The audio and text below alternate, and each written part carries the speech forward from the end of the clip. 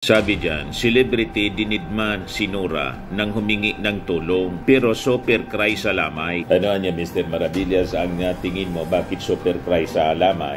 Malamang siyempre nagigilty siya kasi dinidma nga po nang humihingi ng tulong. So kahapon nga, nayatid na sa huling hantungan ang superstar na si pagsasara ng kabaong na isinigawa ng anak nitong si Ian De Leon. Then kasunod nito, sinigawa din ang military honor para pati na rin ang 21 gun salute habang ibinababa ang kabaong ng yumaong national artist. Si Ian din ang tumanggap ng watawat ng Pilipinas mula sa mga sundalo matapos ang isinagawang state funeral. Age 71 siya nang namatay last week. May mga karamdaman na din siya at isa pa, nasira yung kanyang boses. Siyempre, nagbabagang mga balita at pagtalakay sa mga isyu na lipungan. Bulsa! Opinyon, banat at paglalantad sa katotohanan. Bulsa! What you see is what you get. You decide. Ito po, kumusta po kayo? Nakabalik na pala niya, Mr. Maravillas. Nakabalik na kayo. Kadarating lang po namin galing sa pagbakasyon. Short vacation lang naman po. Napakagandang experience yung aming pinuntahan yung Boracay. Napakaganda pong lugar. And maybe next year, baka, hindi pa tayo sigurado, baka magbago. Di ba? Baka bumalik lang kami doon. Bumalik pa rin kami doon. Kasi marami pang lugar doon ang hindi namin napuntahan. Baka mag-island hopping kami. Di ba? Salamat doon sa tinuluyan naming hotel. Very, accommodating sila. Friendly, accommodating, talagang asikaso. Pati mga kababayan yung sundo namin, door to door po. So napakaganda yung serbisyo po. Ito si Mrs. Ayahay yung buhay. Roof deck ito mga kababayan ng Feliz Hotel na tinuluyan namin. Tanaw ang dagat ng Boracay. May swimming pool sa taas, kaya lang hindi na kami nakapaligo dyan. Kinapos kami ng oras kasi. 3 days lang kami doon kasi mga kababayan. Napakagandang lugar. Hayahaya niya Mr. Maravillas ang buhay. Ayan po yung Feliz Hotel Boracay. Kailangan gawin namin ito kasi habang malakas pa sabi namin ni Mrs. Magapag-ikot-ikot man lang po sa buong Pilipinas muna. Galugarin muna namin yung buong Pilipinas. Then later on siguro pag kaya pa ng aming budget, di ba? Kailangan siyempre nagbabudget tayo. Pag kaya pa ng ating budget, baka makapag-travel tayo with a family sa ibang bansa naman po. Unahin natin dito sa Asia muna. Sa Kuala Lumpur, Malaysia, 3 beses na po akong nakapunta doon. Yung una kasama ko si Queenie. Then yung ibang mga travel natin doon, ako lang yung nakapunta. Si Mrs. hindi pa. Buti si Queenie kung saan-saan na yung nakapunta. Sa Thailand, sa India, sa Hong Kong, sa Macau. Yung dalawang lalaki ko naman, sa Saudi Arabia. Nagtrabaho kasi sila as OFW doon. So yun ang ating gagawin mga kababayan. Kung luluobin ng ating Panginoon, siyempre, sana bigyan tayo ng malakas na pangangatawan, di ba? Para makapag-ikot-ikot naman po at i-enjoy yung ating retirement. Sa mainstream media kasi po, nag-retire na ako. Pero sa vlogging, nagsisimula pa lang. Di ba? Sa social media. Ilang taon pa lang tayo. 2016 ako nagsimula after retirement. O ngayon, dito tayo sa ating topic. Maraming salamat pala muna kasi umabot na tayo dito sa 1,550 subscribers dito sa bagong channel natin, Life with Dan TM. Ito kasi, sabi ko, establish ako ng bagong channel na non-political naman yung ating mga topics about family, life, about relationship, about travel, yung relax na mga topics po, about relationship, about our emotions, about our kids, paano mapalaki natin ng tama, about the retirement, so tamang-tama po itong pag-usapan dito. So maraming mga topics na pwede nating madiscuss dito mga kababayan, mapag-usapan Ang purpose natin para mapulutan natin ng aral. Tulad nitong balita mga kababayan ngayon sa bandera. Di ba kahapon, nilibing yung ating superstar, ang aming kababayan dito sa Bicol na si Nora Honor. Pero after na mailibing siya, may lumabas agad po na controversy. I-share ko po ito sa inyo. Yung iba, masama yung reaction ko. Bakit niya hindi na muna patahimikin? Hindi na lang patahimikin yung kaluluwa ni Nora Honor. Actually, ang involved dito, mga kababayan, na-observe kasi. At siguro baka naikwento ni Nora Honor noon, ngayon, nakita ng mga kaibigan ni Nora Honor na mga reporters nandun sa Lamay, iyak daw na parang member ng family. Pero sabi dito sa balita, noong panahon niya na humingi ng tulong si Miss Nora Honor, dinidma lang nitong isang celebrity. Kasi di ba medyo yung finances ni Miss Nora Honor hindi na kasing stable noong panahon ng kanyang kasikatan. Siyempre, naging madalang na rin yung kanyang mga projects, hindi na tulad ng dati. May mga pelikula, may mga lalot na kwan yung boses niya, nasira yung boses niya. So, medyo naging financially stable. So ito, i-share ko muna sa inyo yung balita mga kababayan. At pag-usapan natin, para siguro hindi mangyari sa atin po. Kasi pag nangyari ito sa atin, lalo na yung mga nag-retire na po sa trabaho, talagang problema. Siyempre po, tatanda tayo. O ito yung balita mga kababayan sa bandera. Sabi dyan, celebrity dinidman si Nora nang humingi ng tulong pero super cry sa Lamay. Ano niya, Mr. Maravillas, ang tingin mo, bakit super cry sa Lamay? Malamang siyempre nagigilty siya kasi dinidma nga po nang humihingi ng tulong. So kahapon nga, nayatid na sa huling hantungan ang superstar na si Nora Honor at National Artist for Film and Broadcast Arts. Nilibing siya sa libingan ng mga bayani at buong Pilipinas kahapon nagluksa. Yung ating Pangulong Bongbong Marcos naglabas ng order po declaring April 22 as National Day of Mourning at nilagay sa half-mast po yung bandila ng Pilipinas sa buong bansa. Tapos nga yung Senado nag-file din ng resolution na nagbibigay ng honor and sympathy. Hindi lang kay Nora Honor, pati kay Pilita Corrales at saka kay Pope Francis. So sabi dito sa balita, binigyan mo na siya ng madamdaming state funeral sa Metropolitan Theater kung saan siya binigyan ng tribute ng ilang personality na malapit sa kanya bago siya inilibing. Sa libingan ng mga bayani ay nagkaroon ng departure honor kasunod ang pagmarcha mula sa gate patungo sa nakadesignate na burial site para sa namayapang national artist. Pagdating sa mismong pag-iimbalyan ng labi ni Ate Guy, ginanap ang final benediction ng assigned priest at ang final viewing ng pamilya, mga kaibigan at taga-suporta ni Nora. Hanggang sa uling sandali, ni Nora ay makikita ang pagiging emosyonal ng magkakapatid hanggang sa pagsasara ng kabaong na isinigawa ng anak nitong si Ian De Leon. Then kasunod nito, sinigawa din ang military honor para pati na rin ang 21 gun salute habang ibinababa ang kabaong ng yumaong national artist. Si Ian din ang tumanggap ng watawat ng Pilipinas mula sa mga sundalo matapos ang isinagawang state funeral para sa ina bilang isang national artist. Pumanaw si Ate Guy last week, April 16, dahil sa acute respiratory failure. O ito na, samantala patuloy pa rin ang dagsa ng mga kwento tungkol sa naging buhay ni Nora Honor. Tulad na lang ng naikwento ng isang source na may alam sa personal life ng superstar. Ito na nga siya po, mga kababayan. Sabi dito, knows nyo ba na may isang celebrity pala na hininga ng tulong noon ni Ate Guy pero didma lang daw. Ito kung ano-ano pang masasakit na salita ang pinagsasabi sa namayapang showbiz icon. Yan ang masakit mga kababayan. At sabi nga natin, si Ate Guy siyempre, hindi na rin po kasing sigla yung kanyang katawan kasi siyempre tumanda na rin po. Age 71 siya nang namatay last week. May mga karamdaman na din siya at isa pa, nasira yung kanyang boses. Siyempre, naging madalang na rin yung kanyang mga projects. Wala nang mga bagong pelikula, wala nang mga concerts, hindi naman siya makakanta.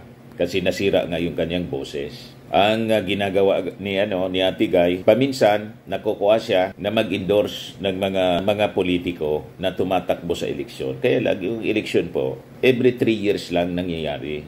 Pag presidential election, every 6 years lang po.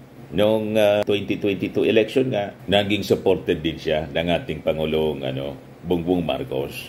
Noong 2016, nung ma-interview ko po siya rito sa Legazpi, na niyakap nga po ako niya. Ito siya, nasa mainstream media pa ako. Pumunta siya sa Legazpi, na-interview natin sa ating primetime program. Kinuha siya as endorser ng isang party list dito sa amin. So ito yung nagiging hanap buhay niya, pa-endorse ng mga politiko o partido politikal. Siyempre, may talent siya doon, pero hindi na kasing laki ng kinikita niya siyempre. Nung siya, nasa kasagsagan pa, nasa kasikatan pa siya mga kababayan. So yun siguro, kaya nangailangan si Miss Nora Honor ng tulong. Lumapit nga sa isang celebrity. So ito na nga po yung kwento. Dinidma daw at pinagsalitaan pa ng mga masasakit. Yung nakakalungkot po. Sabi dito sa report ng Bandera, pero ito ang nakakalukang plot twist. Nang dumalaw daw ito sa burol ni Nora, ay talagang super cry na akala mo'y miyembro rin ng naulilang pamilya. Kaya nang mabalitaan daw ng ilang taong close kay Ate Guy, ang pag-iyak nito sa lamay ay napataas na lang ang kanilang kilay. Sabay sabing, apaka-plastic ha? Sabi naman ng isang nakausap namin, baka raw nagigilty ang naturang celebrity sa pambabaliwala niya noon sa superstar, kaya todo iyak siya sa lamay. So hindi na din muna pinangalanan ng Bandera kung sino yung ikinuwento. Possibly ang nagkwento yung member ng family ni Ate Guy mismo. Siyempre nang lumapit siguro si Ate Guy at dinidma o nireject kung ano man yung hinihinging tulong, possibly project, mabigyan siya ng pagkakataon na makapagtrabaho, siyempre, kailangan niya ng trabaho para kumita, pangsuporta sa pamilya. Siguro nakita yung kalagayan ni Ate Guy, may sakit na, dinidma. Siyempre, yung tao naman, lulugo-lugo yun, umuwi, naikwento. Siyempre, naikwento sa kanyang kapamilya, niya Ate Guy yung nangyari doon sa lakad mo.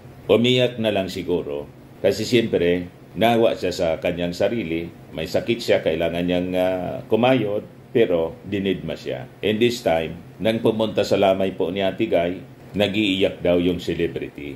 Kaya tinawag siya na napaka-plastic.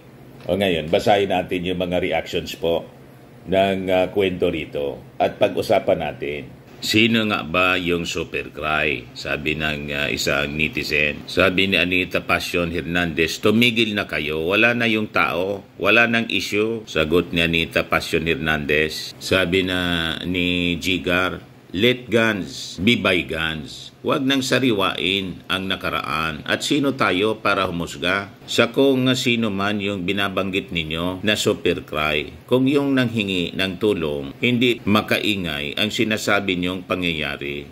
Kung meron man, manahimik na lang sana kayo tulad ng ginawa ng namayapa at sinama na lang niya sa pupunta niya ang pilit niyong sinasariwa. Sabi ni Hakim Habiliana, napanood ko na doon yung isang nangangarap maging senator kahit yabang lang ang tanging alam at nandun yung isang senator na walang silbi sa bayan. Sabi ni Abliti Lolit Bandera, tama na yan. Kakalibing lang, issue ka na naman dyan. Sabi ni Boss Nards Ramirez, yung mga senador nag-aasam ng boto nasa libingan ng bayani. Nakita nga natin doon, mga kababayan, maraming mga politikong senador na celebrity. Hindi natin alam kung celebrity senador ang hininga ng tulong at nireject si Nora Honor or celebrity na tatakbo pa lang na magsenador o mga kaibigan dati. Siyempre hindi man po dudulog, hindi man hihingi ng tulong si Nora Honor sa isang celebrity o sa isang kasama niya sa anak buhay kung hindi close sa kanya. Ngayon, that is normal sa isang tao na ang pupuntahan mo pag ikaw ay nangailangan, yung tingin mo, kaibigan mo. Ngayon, talagang painful yon kung yung kinikilala mong kaibigan na possibly natulungan mo noong sikat ka pa, mayaman ka pa, mapera ka pa. Kaya ngayon na medyo financially unstable ka, siya yung pinuntahan mo. And that's painful talaga pag ikaw ni-reject. Di ba po? Napakasakit talaga yon. Kaya siguro na ikwento niya na ibulalas nung buhay pa siya sa kanyang pamilya. At yon, nakita mga kababayan sa kanyang lamay na iyak ng iyak. Kaya natawag po na napaka-plastikan niya ng taong yan. So that is normal. Kasi nasaktan yung tao, yung kapamilya, na ikwento sa kapamilya. Kaya lumabas ito, na ikwento sa isang reporter po ng Bandera. Ang purpose ng ating pagkwento nito para mapag-usapan natin at magsilbing aral sa atin. Sabi ni Alicia, nakakalungkot, oxygen lang pala ang kailangan niya. Wala man lang daw nag-donate. Yung mga umiyak, baka nagsisi at wala man lang sila na itulong. Sabi ni Vilma Kayanga Ibarita, maybe she regretted what she did. And that's okay. We all make mistakes and it takes courage to own up to them. Sabi ni Irene Salango, ganyan talaga, wala namang perpekto sa mundong ibabaw. Malaya tayo sa pangusga, rich or poor, malaya tayo mag-comment. Positive man o negative, respeto ang kailangan natin. Wala lang below the belt. I-treasure na lang natin ang mga magagandang alaala ng namayapa. Sabi ni Sioni, ganyan ibang tao, pag mabait ka, pipigain ka hanggat meron ka. Pag walang-wala ka na, di ka na rin makalapit ng tulong sa kanila. Lesson learned. Yan mismo, mga kababayan, ang punto natin. Bakit kailangan nating pag-usapan ito? Dapat matuto tayo sa lessons na iniwan po ni Nora Honor. Pero hindi lang po kay Nora Honor ito nangyayari. Napakarami mga celebrity. Sikat sila, kaya lang noong panahon na lumipas na yung kanilang kasikatan, hindi nakapag-ipon. Bangga rito, bangga doon. Talagang nakakaawa yung kanila pong retirement. Itong kwento ng ating superstar, nangyayari din ito sa ordinaryong mga tao. So, importante talaga na magpasiguro po tayo. Sa totoo lang, ito yung ginagawa namin ngayon. Talagang, siyempre nag-retire na po ako, kaya nagpapasiguro na tayo para sa ating retirement. Yung total retirement talaga. Ako nag-retire kasi very early pa, at age 50. Kaya sabi ko nga, retired na po ako sa mainstream media, naisip ko, at age 50. Plinano ko talaga. Kailangan ko na asikasuhin ko na rin po ang aking sarili, ang aking finances. Pag hindi baka mag-retire ako po, maubos yung aking lakas sa paglilingkod sa company na hindi ko man po pag-ari. So, yun. Mabutit na isip ko kaagad kasi nakita ko yung mga tulad ko na nag-retire dito, hindi lang dito, kahit sa Maynila and all over the country na taga-media, talaga pong nag-retire na medyo tagilid yung buhay. Kaya sabi ko, hindi ko susundan ang ganon. Ganon din ang nangyari kay superstar national artist Nora Honor. Hindi na paghandaan. Inadmit naman po sa mga interviews, mga kababayan, ni Nora Honor. Siyempre, hindi man niya control yung sitwasyon, lalo't nawalan siya ng boses. So, hindi na siya nakapagtrabaho ng maayos. Saka, mahilig kasi siyang tumulong. Yun nga yung sabi ni Celia Rodriguez, nung pandemic, wala na siyang kinikitang maayos, pandemic, hindi makapagtrabaho, napakaraming nawalan ng trabaho ng mga celebrities. Yung iba nga po, nag-abroad na lang. Walang project sarado yung mga sinihan. Pero nagawa pa rin tumulong, sabi ni Celia Rodriguez. Sabi daw ni Nora Honor, handa siya na bumalik sa pagtitinda ng tubig. So yun ang kanyang pagkatao kasi galing siya sa hirap, mga kababayan. Hindi niya matiis yung mga kaibigan niya na hindi niya tulungan kahit financially unstable na rin po siya. So, ito nakakalungkot na kwento, mga kababayan. Kaya, kailangan talaga, pasiguro po tayo. Tulad nito, isang OFW, i-play ko po sa inyo ito. Sinasabi ng isang OFW. Ito po. I-play ko. Parang OFW to. Pakinggan na lang natin ang sinasabi niya. Mag-ipon kayo para sa sarili nyo. Huwag nyong ibigay lahat sa pamilya. Kasi hindi kayo nakakasiguro na pag tumanda kayo at wala na kayong pera, aalagaan kayo ng mga yan. Katulad ng nangyari sa akin, nung wala na akong pera, halos aaway na ang turing sa akin. Parang ang sama-sama ko na. Alam niyo kung maibabalik ko lang, nag-ipon ako para sa sarili ko. Hindi yung lahat ng kapatid ko pinag-aral ko. Lahat akong tumulong para makapag-abroad sila. Hanggang sa kahuli-huli ang pag-abroad ko, tumutulong ako sa kanila. Magulang ko, tinulungan ko yan. Pero nung wala na akong maibigay, para na akong basura. Mag-ipon kayo para sa sarili nyo. Hindi man pala siya, OFW. Hindi man niya ikwinitong OFW siya, kundi may mga tinulungan siya na kapag abroad. Pero nang siya, wala nang nag-asikaso sa kanya. Yun ang nakakalungkot po. Parang tulad ni Nora Honor, marami siyang tinulungan. And possibly, yung kinikwento rito, mga kababayan, baka natulungan rin niya yon. Kaya naglakas siya ng loob na lumapit ngayon na siya financially unstable. Pero dinidma daw siya. Ngayon, iiyak-iyak, sabi sa kwento po dito sa bandera. So, importante talaga, mga kababayan, na pasiguruhin natin ang ating pagtanda. Hindi man masama po yung tumulong tayo sa ating kapwa. Pero unahin po yung ating future po.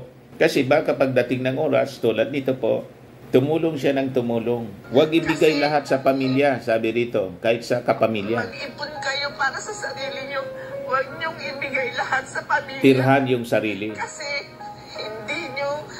hindi kayo nakakasiguro na pag tumanda kayo at wala na kayong pera, aalagaan kayo ng mga yan. Katulad ng nangyari sa akin, nung wala na akong pera, halos aaway na ang turing sa akin. Parang ang sama-sama ko na. Alam niyo kung maibabalik ko lang, nag-ipon ako para sa sarili ko. Hindi yung lahat ng kapatid ko pinag-aral ko. Lahat akong tumulong para makapag-abroad sila. Hanggang sa kahuli-huli ang pag-abroad ko, tumutulong ako sa kanila. Magulang ko, tinulungan ko yan. Pero nung wala na akong maibigay, para na akong basura. Ang turing sa kanya daw, para ng basura. Yun ang nakakaiyak. Possibly ganun din yung nangyari dito kay Miss Nora Honor. May narinig nga ako doon sa interview ni Maricel Soriano. May nabanggit mga kababayan ganon si Miss Nora Honor na minsan niya talagang hindi maalis yung magamit ka. So, mababasa natin, hindi niya diniretso yung kanyang statement, pero mababasa natin sa kanyang salita, reading between the lines. Ibig sabihin, napakaraming tao, maybe politiko, maybe kasama niya sa trabaho, na nung sikat siya, dikit ng dikit sa kanya. Nung medyo lumipas na, dumalang na yung kanyang mga projects, siya naman yung nangailangan, didma na. Ganon ang mundo natin, mga kababayan. Kaya tama yung sinabi nitong babae. Kahit sa pamilya po, hindi mo hawak ang isip ng kahit member ng family. Talagang nangyayari siya, mga kababayan. Kaya pasiguro po tayo sa ating retirement. Yun na rin po yung aming ginagawa. Kasi unang-una, yung mga anak natin, siyempre mag-aasawa sila. Magiging priority din nila siyempre yung kanilang pamilya. So, kailangan tayo dapat siguraduhin natin na hindi tayo magiging pabigat sa ating mga anak. Yun ang gusto kong i-share sa inyo po ngayon. Mag-ipon, magpasiguro, mag-invest habang may lakas pa po kayo para yung mga maintenance medicines ninyo, pangangailangan ninyo sa sa pagtanda, sigurado po tayo. Tama po mga kababayan. So, kailangan simulan na ninyo ngayon yung pag-iipon. Alamin ninyo kung ano yung magiging mga retirement needs natin. Importante may retirement fund po tayo. At huwag ninyong gagalawin yan. Kahit anong mangyari po, i-set aside ninyo sa secure na lalagyan yung inyo po retirement fund. Kung may utang kayo, may mga pagkakautang kayo, this early dapat, you have to free yourself from debt. Yung ang ginawa namin po. Lahat ng pagkakautang namin sa bangko, sa Pag-ibig, yung mga loan sa Pag-ibig po, di sa bahay, inuna na ng aking asawa po na mabayaran. Tapos yung mga credit cards, hindi na kami masyadong gumagamit po ng credit cards. Kasi nagyayaman dyan sa credit cards po yung mall, sa kabangko. Pasiguro po tayo. Sakit sa ulo po. Yung bangko gustong-gusto magpautang pag may nakikitang dumadaloy sa bangko. Lalo't pag malaki-laki yung dumadaloy sa bangko mo. Kung anong sources, negosyo, etc. Ang babait mga kababayan yan sa offer ng kung ano-ano, pagkakagastusan. Be wise. Yan po ang aking advice sa inyo. So kailangan may emergency fund din po kayo. Halimbawa, may na-hospital, immediately may bubunutin ka na magagamit na pera. You have to plan your Medicare strategy in advance. Kasi siyempre, habang tumatanda tayo, madalas na yung mga karamdaman dumadapo po sa atin. Then, you have to take steps to ensure a guaranteed retirement income. Ako halimbawa, ngayon, sabi ko sa aking sarili at kahit sa aking pamilya, lagi kong dinidiscuss sa kanila, ang aking productive year, sabi ko, limitado na. Siguro mga 10 to 15 years, pwede pa akong mag-vlogging. But afterwards, mga kababayan, siyempre hihina na rin tayo.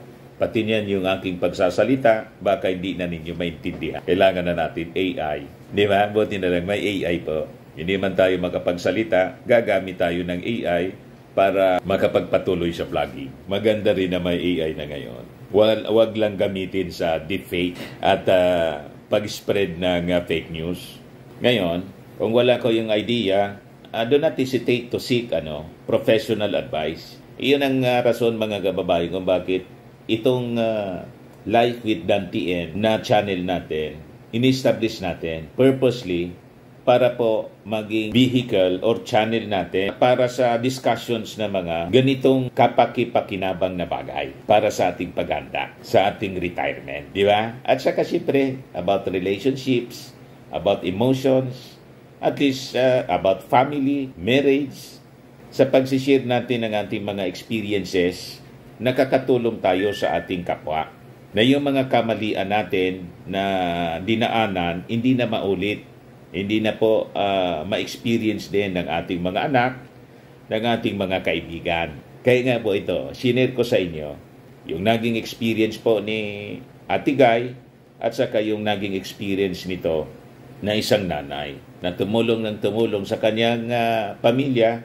Pagdating ng oras, hindi pala siya nakapagpasiguro ng para sa kanya sarili. Kawawa po yung kanyang kinahinatnan. Tama pa? Kung ito po ang ating channel ay nakatulong sa inyo, like and share po ninyo. And kung hindi pa kayo nakasubscribe, click subscribe po. At hit the notification bell para lagi po kayong updated sa mga topics na atin pong papakinabangan. Okay pa? Lumamig na yung tsako. Napahaba yung ating discussion po. Malamig na.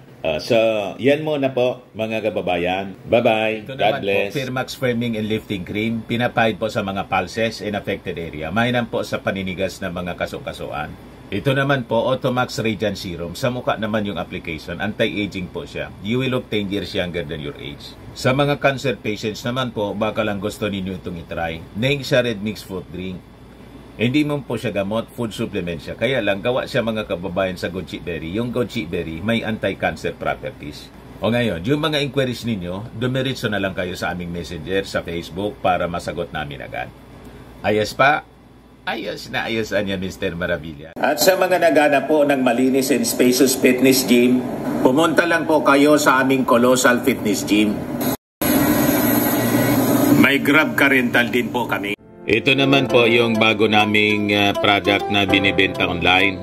Eye Glow Serum, whitening po siya. Tingnan ninyo yung epekto sa aking anak na architect before and now. Yung mga inquiries po ninyo, dumiretso na lang kayo sa kanyang Facebook account, Riz Maravillas.